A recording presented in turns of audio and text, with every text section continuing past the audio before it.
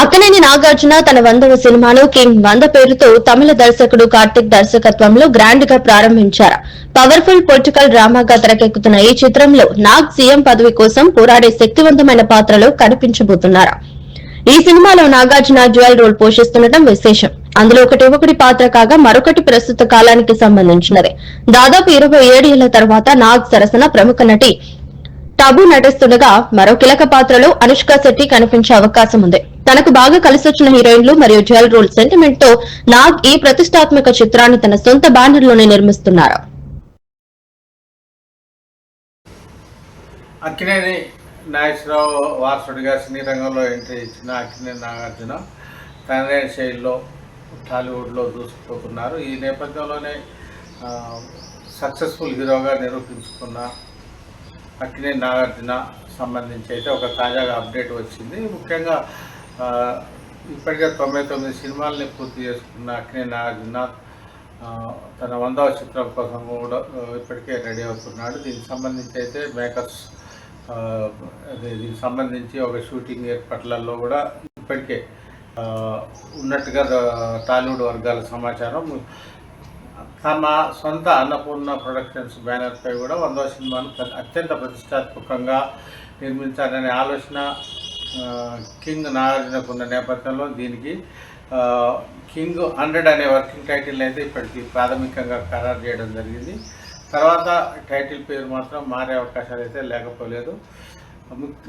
ప్రత్యేకించి టబు ఇంతవరకు ఒక సినిమా 2 సినిమాలు అయితే టబుతో చేసిన నాగార్జున తన 3వ సినిమాగా టబును హీరోయిన్గా దీంట్లో తీసుకుంటున్నారు. దాదాపు ఒక 20 సంవత్సరాల గ్యాప్ తర్వాత టబుతో అక్కినేని నాగార్జున తన 100వ చిత్రంలో ఎంపిక చేసుకోవడం కూడా అత్యంత ప్రాధాన్యతనైతే సంతరించుకుంది. మరొక గెస్ట్ రోల్లో మాత్రం ప్రముఖ హీరోయిన్ అనుష్క శెట్టిని తీసుకోవడానికి సంప్రదింపులు అయితే పూర్తయి.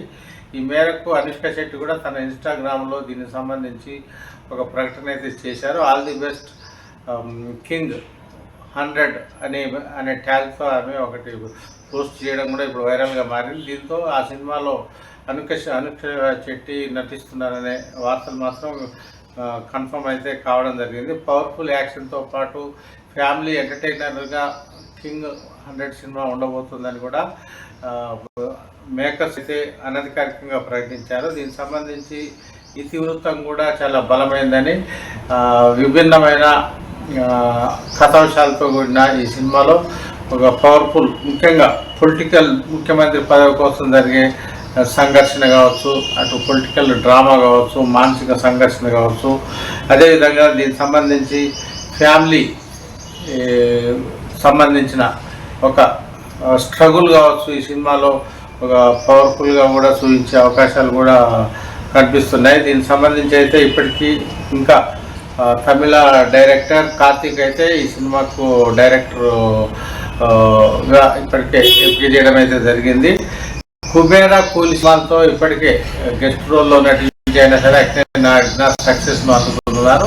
ఈ క్రమంలో తన 100వ ఇద్దరు హీరోయిన్లు కూడా నాకు లక్కీ ఛాన్స్ అనే పద్ధతిలో ఆయన ఏరికోరి ఎంపిక చేసుకున్నారని సినీ వర్గాలు పేర్కొంటున్నాయి.